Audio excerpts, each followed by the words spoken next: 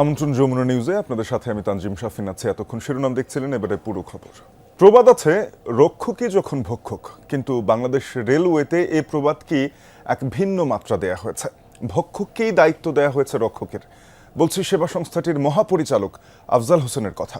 DG হওয়ার আগে তিনি যে যে দায়িত্বে ছিলেন সেখানেই উঠেছে শত শত কোটি টাকার অনিয়মের অভিযোগ। পদ্মা সেতু রেল সংযোগ প্রকল্পে তার যোগসাজশি হয়েছে 13,361 কোটি টাকার অনিয়ম।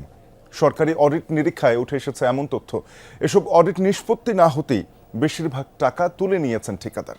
আর যার বিরুদ্ধে সব অভিযোগ, তিনি প্রশ্ন তুলেছেন অডিটর টিমের দক্ষতা নিয়ে। বিস্তারিত আরিফুর রহমান সবুজের রিপোর্টে। দক্ষিণাঞ্চলের মানুষের উন্নয়নের বিশাল এক স্বপ্ন নিয়ে শুরু হয়েছিল পদ্মা সেতু রেল সংযোগ প্রকল্প। এতে বিনিয়োগ হয় বিপুল অঙ্কের, কাজও এগিয়েছে সেভাবেই। কিন্তু হিসাবের খাতা খুলতেই বেরিয়ে আসে স্বপ্নের এই প্রকল্পের ভয়ঙ্কর অনিয়মের চিত্র, যার নেপথ্যে ছিলেন রেলের বর্তমান ডিজি আফজাল হোসেন, ছিলেন প্রকল্পটির পরিচালক। কিভাবে কোন প্রক্রিয়ায় এই অনিয়ম হয়েছে তা উঠে এসেছে সরকারি অডিট রিপোর্টে। প্রকল্পটির ৪২টি ধাপে 13,361 কোটি 52 লাখ টাকার আর্থিক অনিয়মের অভিযোগ তোলা হয়েছে ওই রিপোর্টে। আর্থিক অনিয়মের সবচেয়ে বড় কৌশলটি নেওয়া হয় ঢাকা থেকে যশোর পর্যন্ত নতুন রেল লাইন স্থাপনে বাঁধ নির্মাণের ক্ষেত্রে। মূল চুক্তিতে বাঁধের উচ্চতা ধরা হয়েছিল 7.3 মিটার, চুক্তি মূল্য ধরা হয়েছিল 11,138 কোটি টাকা। কিন্তু কাজ শুরু হতেই আসে নকশায় পরিবর্তন। 1.7 মিটার কমে বাঁধ নির্মাণ করা হয় 5.6 মিটার, অথচ পরিশোধ করা হয় চুক্তির পুরো অর্থ। এখানেই সরকারের আর্থিক ক্ষতি 2,130 কোটি 42 লাখ টাকা। শুধু বাঁধের উচ্চতাই নয়, বাঁধটি তৈরিতে নিম্নমানের উপাদান ব্যবহার করা হয়েছে এমন তথ্য উঠে এসেছে রেল পরিদর্শন অধিদপ্তরের এক প্রতিবেদনে। আমরা মাটি খুঁড়েও দেখার চেষ্টা করেছি, এখানে পাথরের যে টুকরো বা ভাঙা যে পাথর থাকার কথা সেই রকম কোনো কিছুই মিলেনি। গ্রেভেলও আমরা দেখতে পাইনি, বেশিরভাগই এরকম ভাঙা ইট দেখতে পেয়েছি। অর্থাৎ এতে যেটি হয়েছে, রেলের যে এমব্যাকমেন্ট বা এই যে বাঁধটি, সেই বাঁধটির বিয়ারিংয়ের যে ক্ষমতা সেটি একেবারেই কমে যাবে বলছেন রেল সংশ্লিষ্ট যারা তারা। সরকারি অডিট রিপোর্টে বলা হয়েছে, বিয়ারিং ক্যাপাসিটি কমার পাশাপাশি এ অনিয়মের মাধ্যমে ঠিকাদারকে আর্থিক সুবিধা দেওয়া হয়েছে 25 কোটি টাকা। স্টোন চিপস এবং গ্রাভেলের পরিবর্তে ব্রিক খোয়া ব্যবহার করা হয়েছে, কারণ স্টোন চিপস এবং গ্রাভেলের দাম হলো অনেক বেশি আর ব্রিক খোয়ার দাম কম। তাহলে এখানে ঠিকাদারকে অবৈধভাবে আর্থিক সুবিধা দেওয়ার জন্য এই প্রকল্প পরিচালক আফজাল হোসেন তারা এই দোষসাজে এই অপকর্মগুলো করছে এবং অনেক নিম্নমানের কাজ হয়েছে। লাইনের স্লিপারের উপরে যে পাথর দেয়া হয়েছে তা নিয়েও রয়েছে প্রশ্ন। মোড়া পাথরের সাথে দেয়া হয়েছে ইটের খোয়াও। এই যে এটা, হ্যাঁ যে এগুলো হইছে, এই যে এটা আপনি ভাঙেন, এটা পাথর, ওইটা আর এটা কি এক? ভাঙেন, এই পাথর না, এটা ইডেরই জামাইট। ঠিকাদারকে আর্থিক সুবিধা দিতে এমন কোনো অনিয়ম বাকি নেই যা করা হয়নি এই প্রকল্পে। উচ্চ মূল্যে চুক্তি, প্রয়োজনের চেয়ে অতিরিক্ত উপকরণ আমদানি, চুক্তি লঙ্ঘন, নিম্নমানের কাজ, নকশায় পরিবর্তন সহ নানা কৌশলেই হয়েছে এই অনিয়ম। প্রায় 39,000 কোটি টাকার বিশাল এই প্রকল্পের নথির যে হিসাব, সরকারি অডিটের পর্যবেক্ষণে উঠে এসেছে ভিন্ন এক বাস্তবতা। প্রশ্ন তোলা হয়েছে কাজের প্রতিটি ধাপ নিয়ে। রিপোর্টটিতে স্পষ্ট বলা হয়েছে, প্রকল্প পরিচালকের যোগসাজশে ঠিকাদারকে আর্থিক সুবিধা পাইয়ে দিতেই এই অনিয়ম করা হয়েছে। কিন্তু বাস্তবে দেখা গেছে সেই প্রকল্প পরিচালকেই এখন রেলের সর্বোচ্চ পদে বসেছেন। প্রশ্ন হলো, কিভাবে তা সম্ভব হলো? যার কর্তৃত্বাধীনে একটা প্রকল্পে এই ধরনের বড় ধরনের দুর্নীতির অভিযোগ উত্থাপিত হয়েছে, তাকে আবার আরো ধরনের পুরস্কৃত করাটা কিন্তু কোনো অবস্থায় গ্রহণযোগ্য হবে না। Before it is proved that he is not wrong. যে সুবিধাটা আপনার যারা ইমপ্লিমেন্টিং এজেন্সি বা ঠিকাদার পেয়েছে, তারা কিন্তু যে সুবিধাটা পেয়েছে তার অংশ কিন্তু পিডিও পেয়ে থাকতে পারে। সেটা না হলে তার বিনিময়ে তাছাড়া তিনি এই সুবিধাটা তাকে দিবেন না। অভিযোগ রয়েছে 2023 সালে চায়না থেকে 100টি নতুন কোচ আমদানিতেও হয়েছে শত কোটি টাকার অনিয়ম, যার প্রকল্প পরিচালকও ছিলেন আফজাল হোসেন। উচ্চ মূল্যে আমদানি করা হলেও ট্রায়াল রানেই এসব ট্রেনের চাকায় ফাটল দেখা যায়। এখন অন্য একটি লাগেজ ভ্যানের চাকা লাগিয়ে পরিচালিত করা হচ্ছে এসব কোচ। এ নিয়ে চলছে অভ্যন্তরীণ তদন্ত, তবে সব অভিযোগ অস্বীকার করেছেন আফজাল হোসেন। এই কোচগুলো আসলে কেনা হয়েছিল যে নতুন যে রেল লাইন চলবে সেখানে, কিন্তু এই রেল ট্রেনগুলো চালানো হয়েছে অন্য রুটে, যেখানে এই মানের না। এটা কিন্তু অন্য কোনো প্রজেক্টের চুক্তির সাথে হুবহু এক না। কাজে হয়তো অনেকটা এটা না বুঝে হয়তো এটা তারা অনেক কিছুই আপত্তি করছে এবং আরবিট্রেশন চলছে। আরবিট্রেশনে যার পক্ষে রায় যাবে সে পাবে। আফজাল হোসেনের পদোন্নতি নিয়েও রয়েছে প্রশ্ন। 3য় গ্রেড থেকে 1 লাফে ডিজি পদে বসে যান আফজাল হোসেন, যেটি 1ম গ্রেডের পদ। এত অনিয়মের পর কিভাবে তিনি এই পদে বসলেন তার উত্তর নেই রেলমন্ত্রীর কাছেও। আমি কাউকে সর্বোচ্চ পদে প্রোভাইড করিনি, আমি পেয়েছি। আর একই সেম টাইমে তদন্ত চলমান। তো তদন্ত আমি এসে পেয়েছি, তদন্ত চলমান। আমি 6 মাসের মতো আছি। তদন্ত রিপোর্টটা পাওয়ার পর নিশ্চয়ই যদি মনে হয় যে না এখানে তার দায়িত্বের ব্যত্যয় ঘটেছে, ডেফিনেটলি অ্যাকশন হবে। এর আগে খুলনা থেকে মংলা পোর্ট পর্যন্ত রেল সংযোগ প্রকল্প নিয়েও শত কোটি টাকার অনিয়মের অভিযোগ উঠে আফজাল হোসেনের বিরুদ্ধে। ওই প্রকল্পেরও পিডি ছিলেন তিনি। আরিফুর রহমান সবুজ, যমুনা নিউজ, ঢাকা। রোহিঙ্গাদের নিজ দেশে ফেরা ঠেকাতে আন্তর্জাতিক লবিং জোরদার করেছে মিয়ানমার। এ তথ্য জানিয়ে আন্তর্জাতিক রাজনীতি বিশ্লেষক ও সাংবাদিক সামি হামদি বলছেন, রাখাইনে স্থিতিশীলতা আনতে বিশ্ব সম্প্রদায়কে নিয়ে রাজনৈতিক উদ্যোগ নিতে পারে বাংলাদেশ। পাশাপাশি থার্ড কান্ট্রি সেটেলমেন্ট বা অন্য কোনো দেশে রোহিঙ্গারা গেলেও সেটিও নৈতিকভাবে মিয়ানমারের জয় হবে বলে মনে করেন তিনি। এমনটা হলে মিয়ানমার বিশ্বমঞ্চে বাংলাদেশকে দুর্বল হিসেবে উপস্থাপন করবে বলে আশঙ্কা তার। মাহফুজ মিশুর রিপোর্ট। নতুন পুরনো মিলিয়ে 12 লাখের বেশি রোহিঙ্গা নিয়ে 1 দশক ধরে হিমশিম খাচ্ছে বাংলাদেশ। মিয়ানমার থেকে প্রাণ ভয়ে পালিয়ে আসা বিপুল সংখ্যক এই মানুষ নিজ দেশে ফিরতে চাইলেও তার কোনো বাস্তব সম্ভাবনা এখনো নেই। শরণার্থী ও উদ্বাস্তুদের নিয়ে দীর্ঘদিন কাজ করা বিবিসি খ্যাত সাংবাদিক সামি হামদিও বলছিলেন, রাষ্ট্র পরিচয়হীন এই মানুষগুলোকে নিয়ে নানামুখী চক্রান্ত করছে Myanmar. Myanmar is trying to ensure Rohingya don't go home, and that's why they are lobbying the United Nations. রোহিঙ্গারা দেশে ফিরুক এটা কোনোভাবেই মিয়ানমার চায় না, বরং এটা বন্ধ করতে জাতিসংঘ সহ বিভিন্ন মহলে তৎপরতা চালাচ্ছে জান্তা সরকার। জাতিগত নিধনের পাশাপাশি রোহিঙ্গা জনগোষ্ঠীর উপর হত্যা, ধর্ষণের মতো মানবতা বিরোধী অপরাধ চালিয়েছে সে দেশের সরকার। রাখাইনে অস্থিরতার কথা বলে 9 বছরেও সেখানকার পরিস্থিতি স্বাভাবিক করতে পারেনি তারা। এটাকে সুযোগ হিসেবে কাজে লাগাতে রাজনৈতিক উদ্যোগ নিতে ঢাকাকে তাগিদ দিচ্ছেন এই বিশ্লেষক।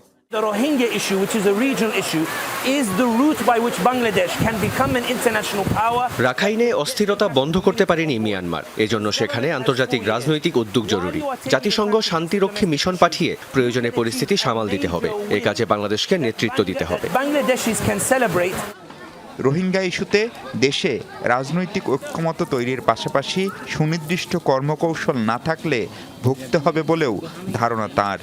The absence of a political roadmap discourages people from giving the aid and support to Dhaka. একটা রোডম্যাপ লাগবেই, তা না হলে আন্তর্জাতিক সহায়তাও কিন্তু মিলবে না। তুরস্ক যেভাবে সিরিয়া শরণার্থীদের অর্থনৈতিক কাজে লাগিয়েছে, সেই অভিজ্ঞতাও কাজে লাগানো যেতে পারে। In the Fatah area in Istanbul. তৃতীয় কোনো দেশে রোহিঙ্গাদের ফেরত পাঠানো হলে সেজন্য বাংলাদেশকে খেসারত দিতে হতে পারে বলে সতর্ক করেন তিনি। Policy by which they don't push the Rohingya to go home, Bangladesh will unwittingly allow Myanmar to succeed. Myanmar সীমান্ত বন্ধ করবে না কখনো। এই অবস্থায় আরো রোহিঙ্গা আসতে পারে। তারা যদি বাংলাদেশ থেকে অন্য দেশে যায়, সেটি মিয়ানমারের এক প্রকার বিজয় হবে। এই সুযোগে অন্য দেশ থেকেও বাংলাদেশে শরণার্থী আসার ঝুঁকি থাকে। পাশাপাশি এ নিয়ে বাংলাদেশকে বুলিও করবে Myanmar. Bangladesh into submission. We see what happens in geopolitics. If you bully them once, they bully you twice, they bully you 3 times. Rohingya সংকটের সমাধান না হলে যে অস্থিরতা হবে তার পরিণতি ঢাকার পাশাপাশি ওয়াশিংটন, বেইজিং, দিল্লি সহ সব পক্ষকে ভোগ করতে হবে বলেও মনে করেন তিনি।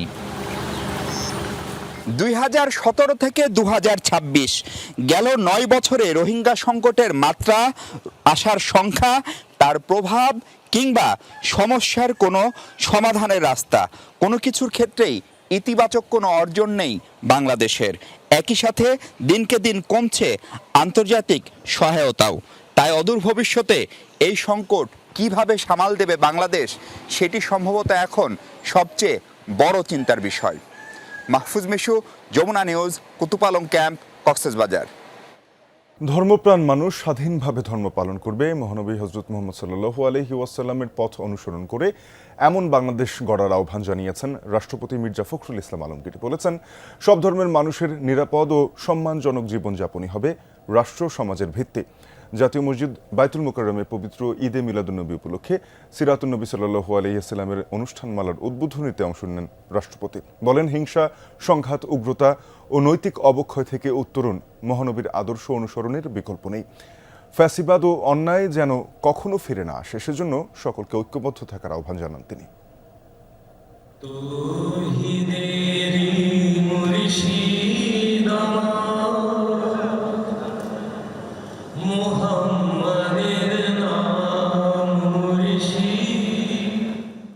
পবিত্র কোরআন তেলাওয়াত ও নাতে রাসূলের মধ্য দিয়ে শুরু হয় জাতীয় মসজিদ বায়তুল মুকাররমে পবিত্র ঈদে মিলাদুন্নবী সাল্লাল্লাহু আলাইহি ওয়াসাল্লাম উপলক্ষে পক্ষকালব্যাপী সিরাতুন্নবী সাল্লাল্লাহু আলাইহি ওয়াসাল্লাম অনুষ্ঠানমালার, যার যৌথ আয়োজক ইসলামিক ফাউন্ডেশন ও ধর্ম মন্ত্রণালয়। আল্লাহ পাক দুনিয়াকে সমস্ত ষড়যন্ত্র থেকে হেফাজত করেন। আয়োজনের উদ্বোধনী পর্বে যোগ দেন সদ্য নির্বাচিত রাষ্ট্রপতি মির্জা ফখরুল ইসলাম আলমগীর। রাষ্ট্রপতি হিসেবে যা তার প্রথম আনুষ্ঠানিক কোনো অনুষ্ঠানে যোগদান। বক্তব্যে তুলে ধরেন সর্বকালের সর্বশ্রেষ্ঠ মানব ও বিশ্ব মানবতার মুক্তির দূত হযরত মুহাম্মদ সাল্লাল্লাহু আলাইহি ওয়াসাল্লামের জীবন ও কর্ম, মহানবীর পথ অনুসরণের আহ্বান জানান তিনি। আজকের বিশ্বে হিংসা, সংঘাত, অসহিষ্ণুতা, বৈষম্য, উগ্রতা, মিথ্যা ও নৈতিক অবক্ষয় যে বিস্তার ঘটছে, তা থেকে উত্তরণের জন্য মহানবী সাল্লাল্লাহু আলাইহি ওয়াসাল্লামের আদর্শ অনুসরণের কোনো বিকল্প নেই। বলেন, সকল ধর্মের মানুষের নিরাপদ জীবনযাপন এবং ন্যায় বিচার, সাম্য, মানবিক মর্যাদা ও পারস্পরিক সৌহার্দ্যই হবে রাষ্ট্র ও সমাজের ভিত্তি। মহানবী সাল্লাল্লাহু আলাইহি ওয়াসাল্লামের অন্যান্য ধর্মাবলম্বীদের সমন্বয়ে যে সমাজ ব্যবস্থা পারস্পরিক অধিকার ও সম্পূর্ণ শান্তিপূর্ণ অবস্থানে দৃষ্টান্ত স্থাপন করেছেন, আমাদের জাতীয় জীবনেও শান্তি ও সম্প্রীতি প্রতিষ্ঠায় তা অনুসরণীয়। আমি আশা করি 2030 সালের আগে প্রতিশ্রুতি অনুসারে দেশের সকল মসজিদ সহ অন্যান্য ধর্মীয় উপাসনালয় মাসিক সম্মানী ভাতার আওতায় আসবে। সমাজ থেকে দুর্নীতি, মাদক, গুজব ও অসহিষ্ণুতা দূর করতে আলেম ওলামা ও পীর মাশায়েখদের ভূমিকা গুরুত্বপূর্ণ বলেও মনে করেন রাষ্ট্রের অভিভাবক। আমাদের মনে রাখতে হবে, বিভেদ, প্রতিহিংসা, প্রতিশোধ কোনো জাতিকে শক্তিশালী করে না।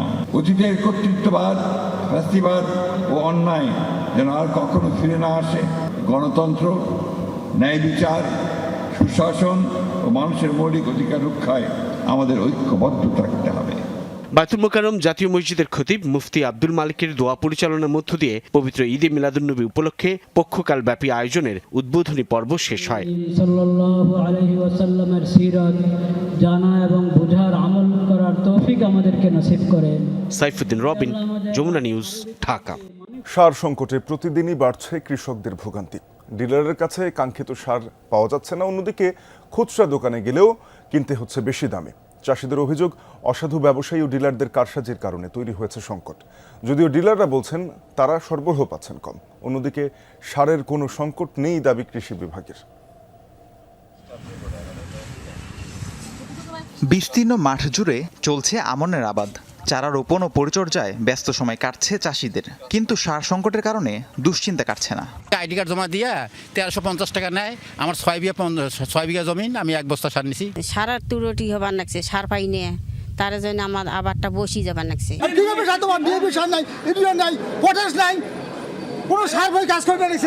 সার বেগরে খেত নষ্ট হয়ে যেতে আছে, সার পাইতে আসি না, নাই ধরে সার নেওয়া তো ফিরে ফিরে মারামারি। শুধু আমনই নয়, অন্যান্য ফসল চাষেও সার সংকট ভোগাচ্ছে কৃষককে। ডিলারের কাছে দিনের পর দিন ধর্ণা দিয়েও কাঙ্ক্ষিত সার পাচ্ছেন না তারা। বাধ্য হয়ে অনেকে বেশি দামে সার কিনছেন। কেউ আবার বাড়তি টাকা দিয়েও সার পাচ্ছেন না। এদিকে সময় মতো জমিতে সার না দেয়ায় গাছে দেখা দিয়েছে বিভিন্ন রোগব্যাধি। দাম বেশি, আবার সিরিয়ালে থাকুন নাগে, এক সপ্তাহ দেরি করা, নানান ধরনের বাহানা টানা এই ধরনের কথাবার্তা বলে। সার মোটামুটি পাওয়া যায়, কিন্তু দামটা একটু বেশি। এবার ইউরিয়া সার 150 টাকা ধরা নিছে, পটাশ 150 টাকা, বিষ যেটা দিছিল 20 টাকা, সেটা হয়েছে 50 টাকা 100 টাকা। সবজি গাললেও সার নাগে, তারপরে মনে করে রোয়াজ ধান ক্ষেত বাড়ি তো সার নাগে, আমরা তো দাম দিয়েও পাচ্ছি না। কৃষকদের অভিযোগ, অসাধু ডিলাররা সার মজুত করে কৃত্রিম সংকট তৈরি করছেন। সরকারের ভাবমূর্তি ক্ষুণ্ণ করতে এমন কারসাজি চলছে বলেও দাবি করেন অনেকে। ডিলারের কাছে গেলে তো পাই না, ওরা বলে সার আমার কাছে নাই, শেষ হয়ে গেছি, আগে এসে নি, এখন করে দিই। এখন খুচরা দোকানের কাছে ওখানে পাওয়া যায়, ওরা দাম বেশি নেয়। পাওয়া যায় না, টাকা দিয়েও পাওয়া যায় না। 40-50 টাকা সারের কেজি, প্রতিটা সারের কেজি হয়ে গেছে। আর সারের ক্রাইসিস, সার পাওয়া যায় না। কিছু অসাধু ডিলার আছে বা ব্যবসায়ী আছে, তারা সার মজুত করে রাখতেছে। বিএনপি সরকার ইতিপূর্বে ছিল, তখনও সারের ক্রাইসিস, এখন আবার বিএনপি সরকার আছে, আবার সারের ক্রাইসিস। এই ঘটনাটা কিছু চক্রের কারণেও হয়, কারণ ডিলারের চক্রান্তর কারণেও হয়। অবশ্য ডিলারদের বক্তব্য ভিন্ন। তাদের দাবি, সরবরাহ কম থাকায় চাষিদের চাহিদা মতো সার দেওয়া যাচ্ছে না। অন্যদিকে খুচরা ব্যবসায়ীরা বলছেন, তারা ডিলারের থেকেই সার কিনে বিক্রি করছেন। অল্প মাল গাড়ি মিল করতে হয়তো, এই 24 বস্তা 8 বস্তা এই সারটা তো আর দেওয়া যায় না, গাড়ি পাবো কীভাবে দূরে থেকে, গোড়াশাল থেকে। এই জন্য ওনারা মিলাইতে একটু সময় লাগে, সময়ের কারণে একটু দেরি করে। আমাকে যেভাবে বাক করে দেয় ওইভাবে আমরা আইনা বিক্রি করি। কৃষকের চাহিদা পূরণ করতে পারছেন? যতগুলো আমাদের ছোট, মানে ব্লকটা ছোট, সেই হিসাবে মোটামুটি আমরা চাহিদা করি। বড় ডিলারদের কাছ থেকে আনতেছি, আমি খুচরে বেচতেছি। আমরা ডিলার না, কিন্তু ডিলার ওরা ওইখান থেকে খুচরে বেচতেছি। যেভাবে দিচ্ছে 2-4 5 টাকা বস্তা দিচ্ছে, আমরা আনি 2 দিন 3 দিন বেচতেছি, আবার যা আনতেছি বেচতেছি। ওখানে সরকারি রেট নিচ্ছে, আমরা ওখান থেকে আনিয়ে খরচ সহ 1 টাকা পার কেজিতে 1 টাকা বেশি দিয়ে বেচেছি। কৃষি বিভাগ বলছে সারের কোনো সংকটই নেই, তবে অসাধু ব্যবসায়ীদের কারসাজির বিষয়ে তাদের জানা আছে, তাই নিয়মিত মোবাইল কোর্ট পরিচালনা করা হচ্ছে। আমরা যেটা চাহিদা চেয়েছিলাম, আমরা সেগুলো সম্পূর্ণ পেয়েছি এবং আমাদের ডিলাররা এটা উত্তোলন করছে। তো আমার যে মজুত আছে সেই মজুত যথেষ্ট, তো আশা করি আমাদের সংকট হবে না। যা চাহিদা ছিল সে অনুসারে আমরা সার পেয়েছি এবং উত্তোলন করা হয়েছে এবং কৃষকরা সেটি ব্যবহারও করছেন। তো আমাদের কুড়িগ্রাম জেলায় এই মুহূর্তে সারের কোনো সংকট নেই। শুধু মৌখিক আশ্বাস নয়, ফলন বিপর্যয় ঠেকাতে সরকার নির্ধারিত দামে যেন চাহিদা মতো সার পাওয়া যায়, সেই বিষয়টি নিশ্চিত করার দাবি চাষিদের। রাহিম সারোয়ার, যমুনা নিউজ। পবিত্র ঈদে মিলাদুন্নবী উপলক্ষে চট্টগ্রামে অনুষ্ঠিত হবে জশ্নে জুলুস। এ বিষয়ে আরও জানাতে সেখান থেকে সহকর্মী শহীদুল সুমন যোগ দিয়েছেন। সুমন, জশ্নে জুলুসের মূল আনুষ্ঠানিকতা কখন শুরু হবে, আয়োজনের বিস্তারিত আমাদেরকে জানাবেন।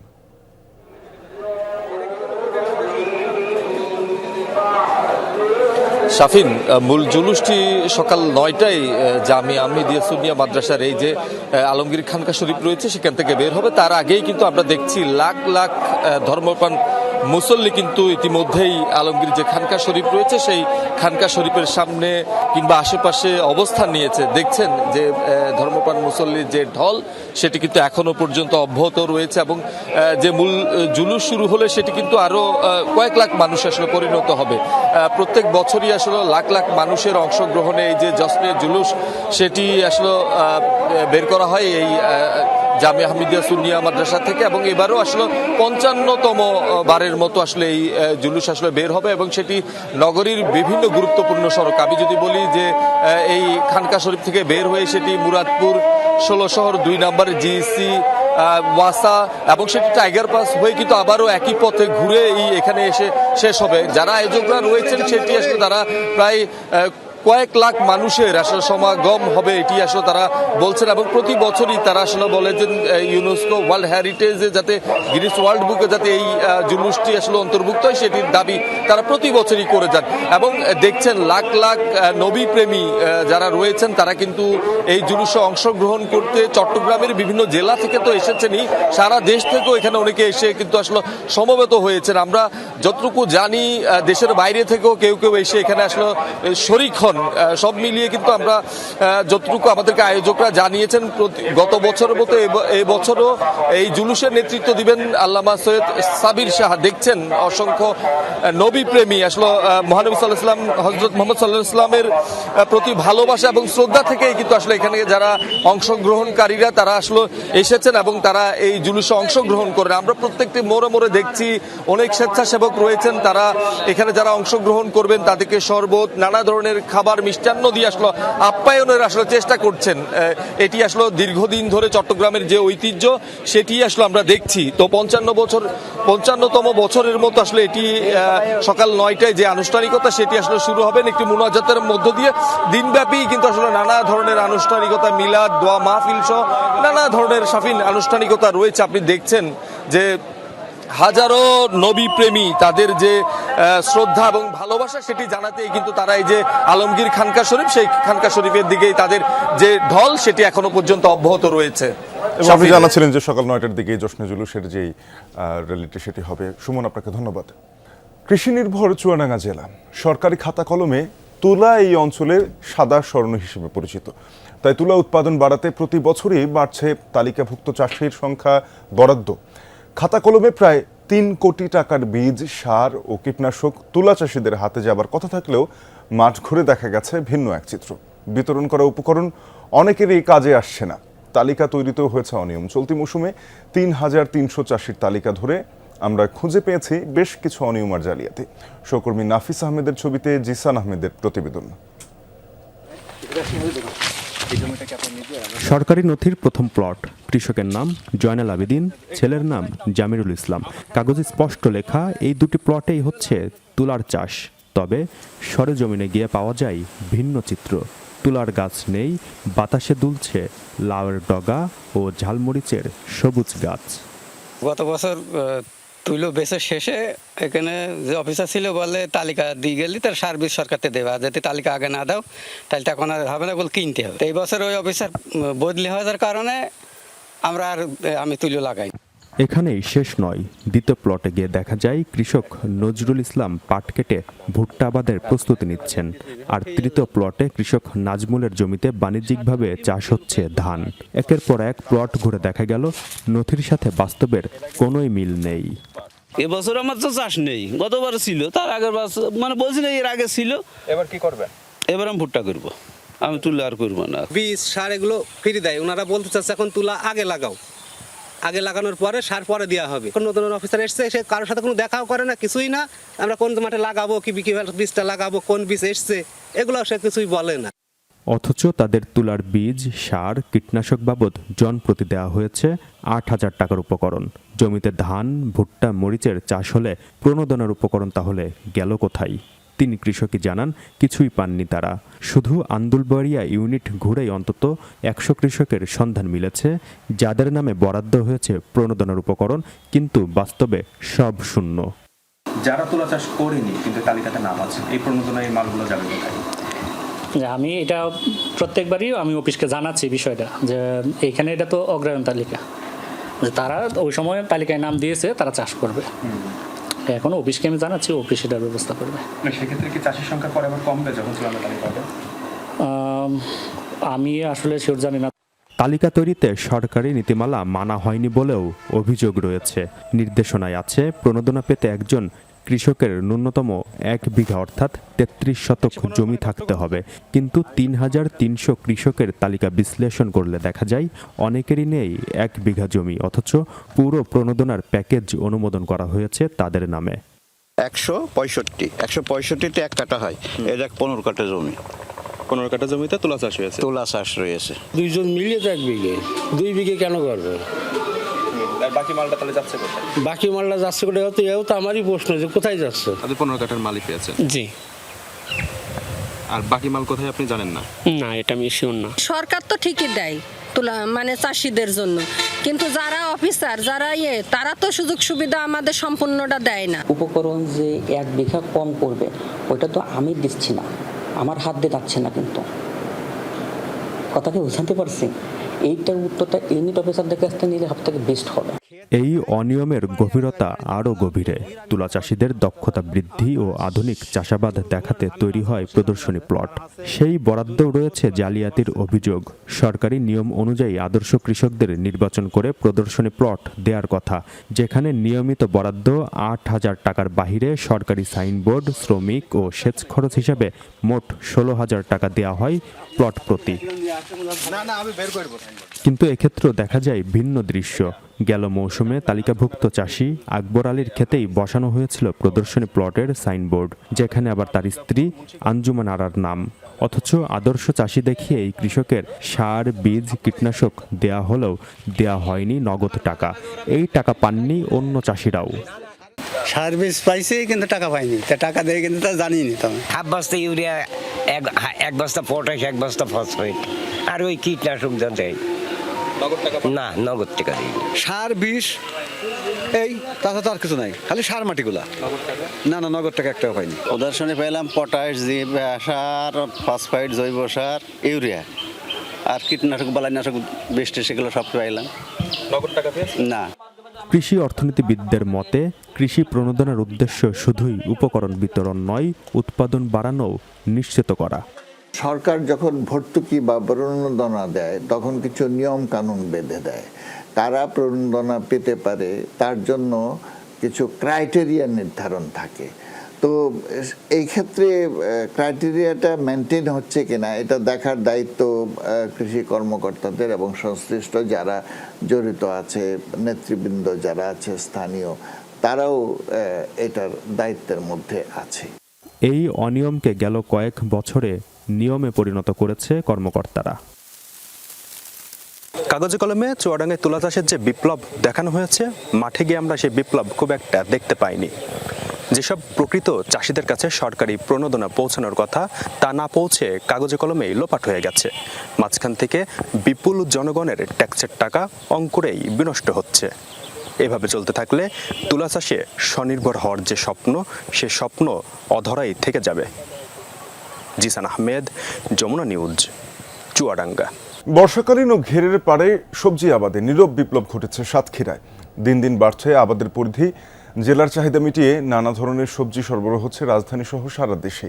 তবে কৃষকদের অভিযোগ, ফলন ভালো হলেও ন্যায্য মূল্য পাচ্ছেন না তারা। কৃষি বিভাগ জানিয়েছে মধ্যস্বত্বভোগীদের দৌরাত্ম্যে বঞ্চিত হচ্ছে কৃষক।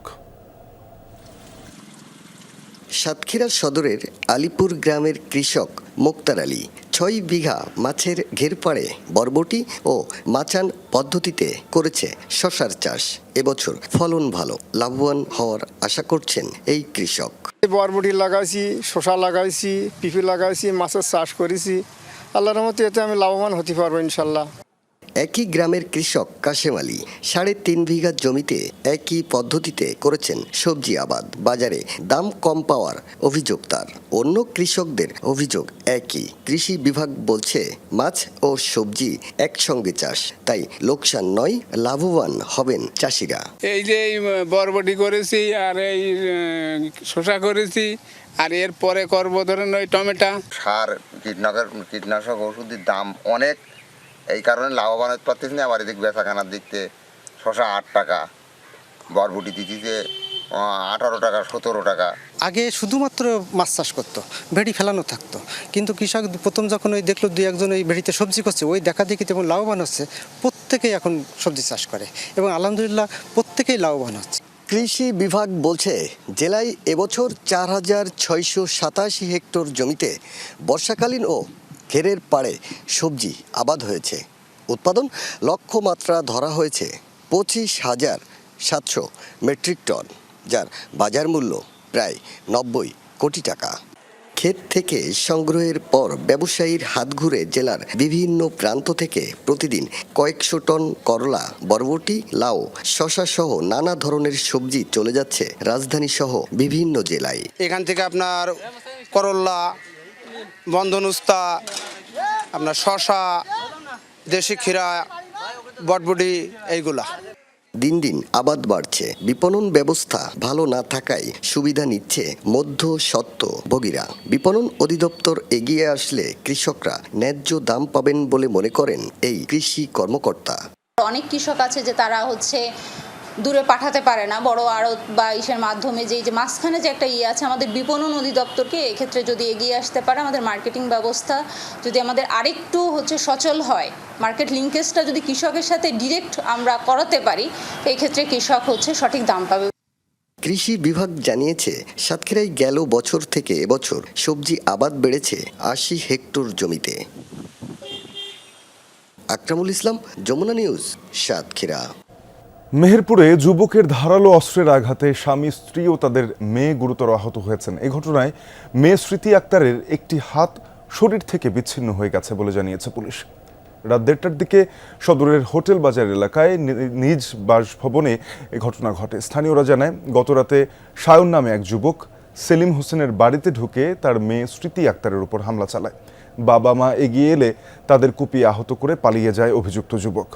এ সময় স্মৃতি আক্তারের একটি হাত শরীর থেকে বিচ্ছিন্ন হয়ে যায়।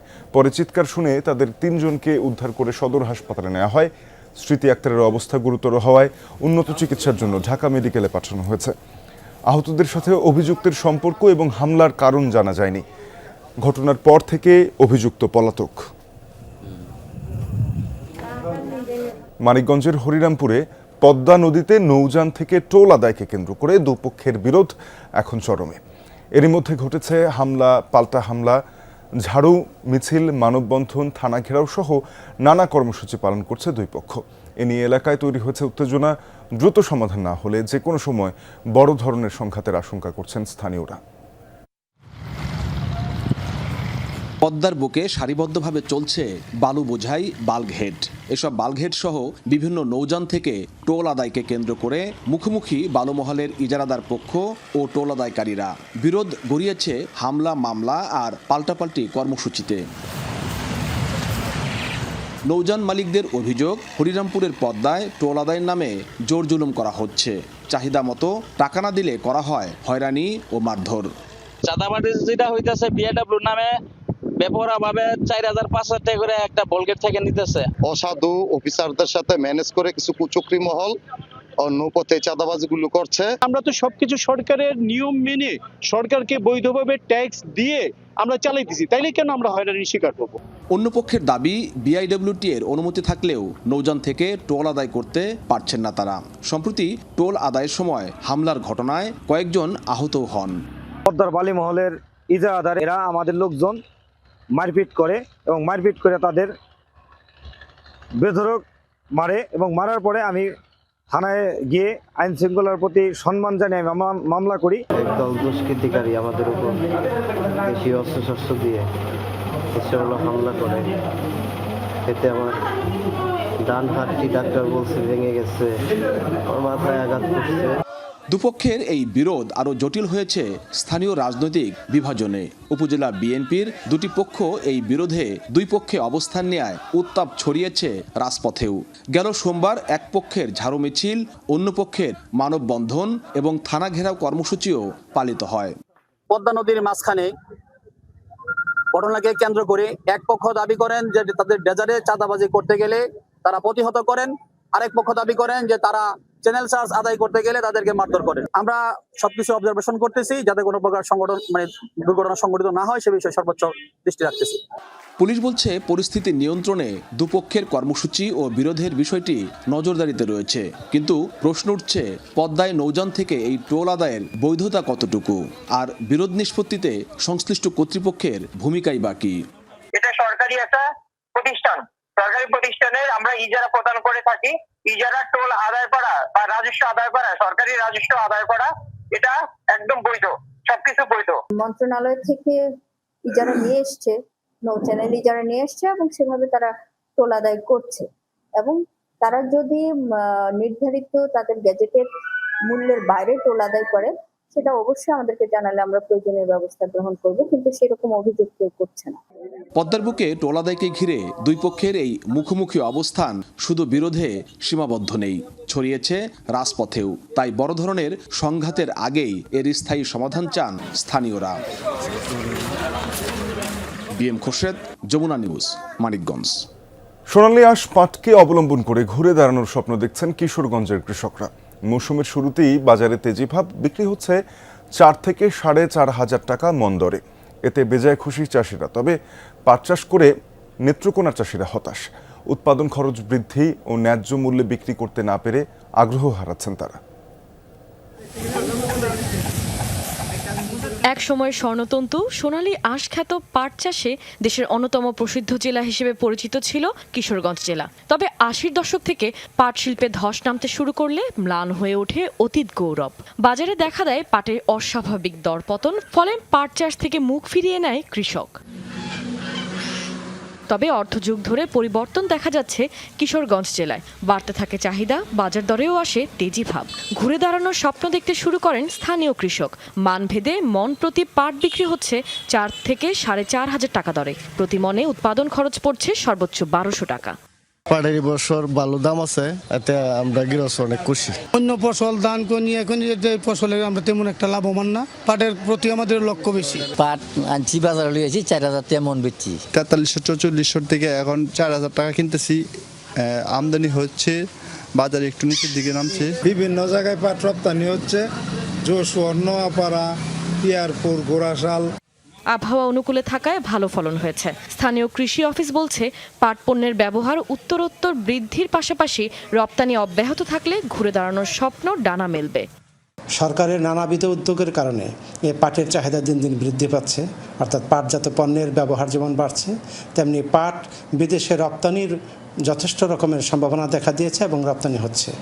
তবে ভিন্ন চিত্র নেত্রকোনা জেলায়। উৎপাদন খরচের সাথে বাজারের মূল্যের তেমন মিল খুঁজে পাচ্ছেন না চাষিরা। বলছেন, সময় মতো সার, বীজে প্রণোদনা আর ন্যায্য বাজার মূল্য পেলে এখনও পাটের সোনালী দিন ফিরিয়ে আনা সম্ভব। প্রতি মন বিক্রি হচ্ছে ২,৫০০ থেকে ৩,০০০ টাকায়।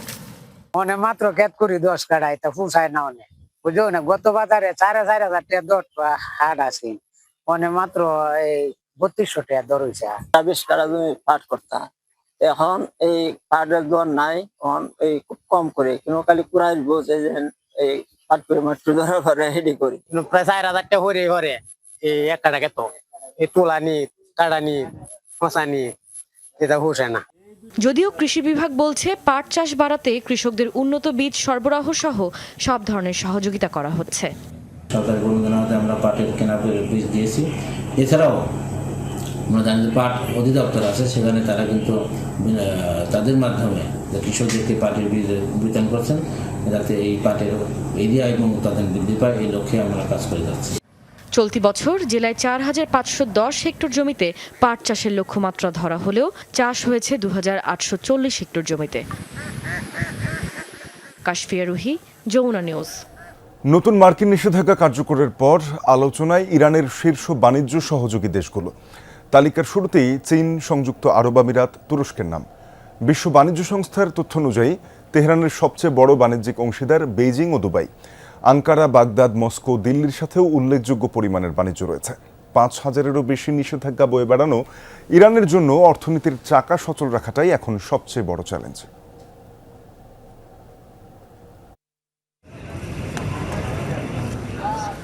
আন্তর্জাতিক পরিসংখ্যান অনুযায়ী বিশ্বের দ্বিতীয় সর্বোচ্চ নিষেধাজ্ঞা প্রাপ্ত দেশ ইরান।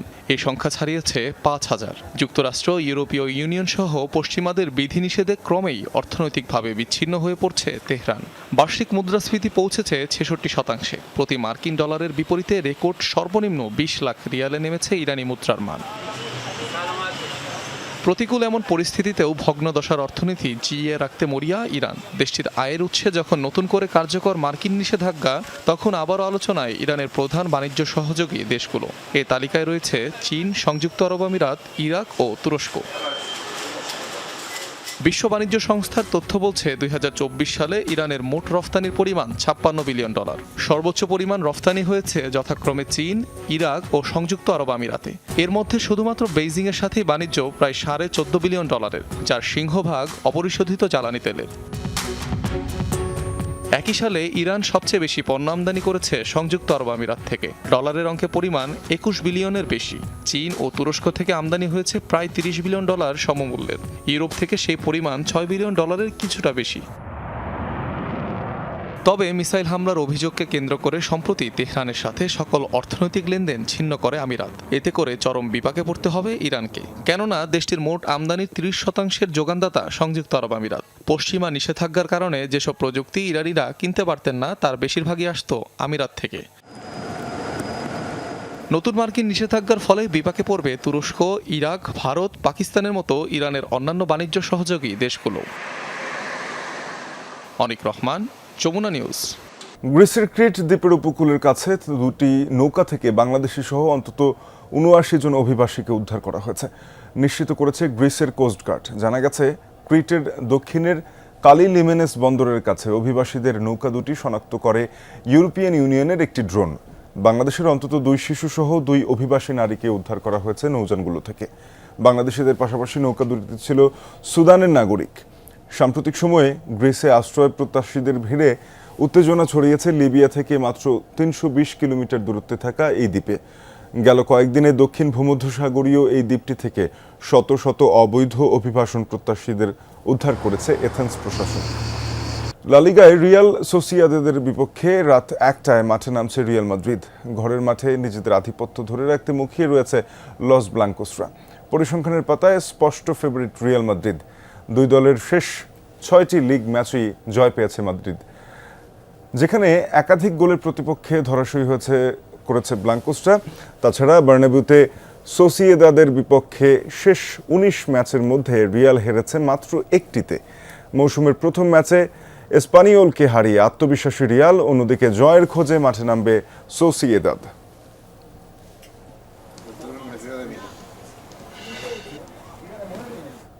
এ ছিল যমুনা নিউজে। এতক্ষণ সাথে থাকার জন্য সবাইকে ধন্যবাদ।